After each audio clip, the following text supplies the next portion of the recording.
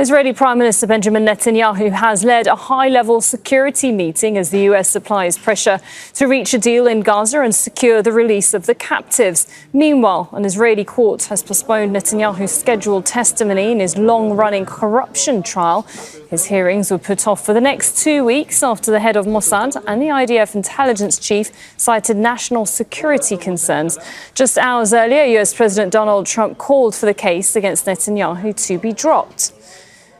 Right, well, let's speak to Hamda Salhout, who's live for us in Jordan's capital, Amman, and she's there because the Israeli government has banned Al Jazeera from reporting inside of Israel and the occupied territories. Hamda, this high-level meeting, cabinet meeting, what was on the agenda, and did anything come out of it at all?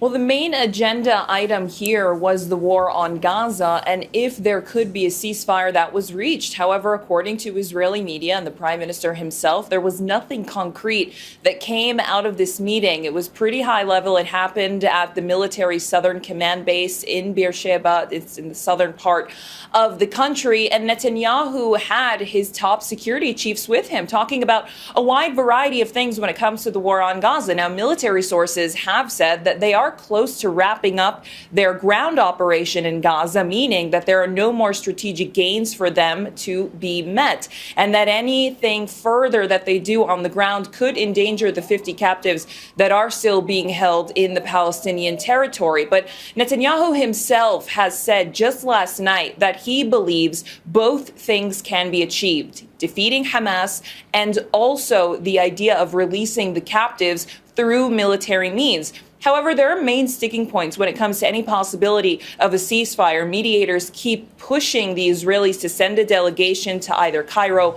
or Doha, but the Israelis want a temporary pause in the fighting, one that could guarantee a return to war after that 60 days, and Hamas wants a complete end to the war. This is nothing new. This has been the case for months, and it's still the main point of disagreement between the two sides.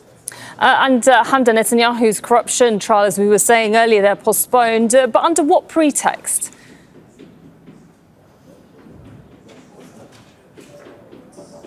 Well, there was another meeting that was held behind closed doors. It involved the Israeli premier, of course, the heads of the Shin Bet, the Mossad. These are the internal and external security agencies, and other sort of diplomats and security chiefs within Netanyahu's government, because they made the case that there are potential talks for diplomacy and talks for ending the war, saying that Netanyahu needs this week in order to solidify those things. Within Israeli media, it's being widely reported that there are talks going on with Syria, saying that that's one of the potential things Netanyahu wants to work on this week. The Israelis had already previously confirmed that they were in direct talks with them, potentially to have some sort of diplomatic ties. But of course, nothing's been confirmed just yet on that aspect. But Netanyahu said that he has a lot of different things to do, which is why he needed this trial to be postponed. And look, it came just hours after the American president, Donald Trump, called it a political witch hunt, saying that Netanyahu shouldn't even have to stand trial. Netanyahu, for the last 5 years, has been trying to delay this trial until ultimately the court decided that during the war, he was going to stand trial. And there have been a lot of cases where there have been recesses in the trial, or they have postponed it because of different wars and things that are going on within the prime minister and the country. However, the court has said that they will allow him this 1 week recess, denying him the 2 weeks that he initially asked for.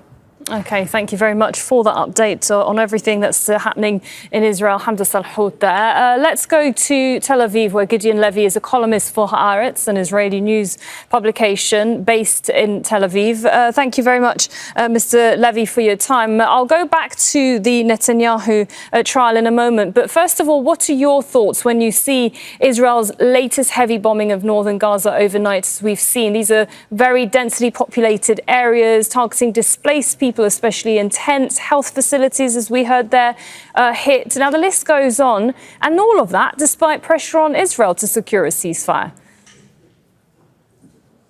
Yeah, I'm quite speechless. I'm not surprised, obviously, but really, in this stage, if anyone had any kind of doubt, if you can define it as a genocide or not, when you see those daily mass killings without any purpose, except of the killing itself, then you really, all the doubts are gone. If this goes on, we have to declare this war as a genocidal war and Israel as a genocidal country. No other way to describe it. If Israel continues to shoot those starving people in their aid stations, dozens a day, for many days now, it's not one incident, dozens a day. Haaretz published an investigation 2 days ago proving that the soldiers are getting commands to kill, to shoot, in order to kill in this mass of people who are waiting for some kind of aid. So, the words end here. It's a very tough time, of course, when we see this. And yet, if anyone says the word genocide, they are often accused of being anti-Semitic. But I just want to go to Prime Minister Benjamin Netanyahu once again. He's had his testimony in his long-run corruption trial postponed. The court saying that the Prime Minister doesn't have time because of national security issues. How is a decision like that likely to be received in Israel as this gets postponed once again? Like anything else, Israel is divided for two main camps, or two sects, I would even say. One sect adores Netanyahu and will praise him for anything he does, and will always believe that he's innocent and just a victim of the system. And the other camp, which thinks that Netanyahu is a Satan and he deserves everything. But what is very, very outstanding in all this story is obviously the unbelievable and unprecedented involvement of Donald Trump in the recent days. He really recruited himself, or Netanyahu recruited him, to help to make the trial cancelled.